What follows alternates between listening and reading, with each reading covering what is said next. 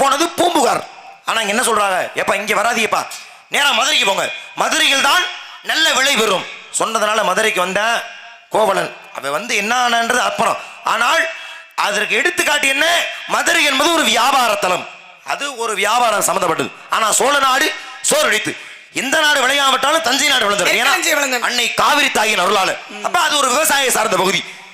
சேர நாடு வேலம் அடித்து, மாடு கட்டி போர் அடித்தால் ஆகாது என்று யானை கட்டி போர் அடிக்க யானை கொடுத்த நாடு சேர நாடு.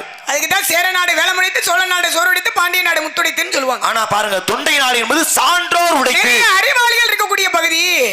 ஆன்றோர்களும் அப்படி நீ சொன்னீங்கன்னா அடுத்த கேள்வி என்ன தெரியுமா வரும்? ஏன்னா 63 நாயன்மார்கள்ல இங்க எத்தனை நாயன்மார்கள் பிறந்த நாடு அப்படின்னா 43 நாயன்மார்கள் பிறந்த நாடு. அப்ப அப்பேற்பட்ட தொண்டை நாடு.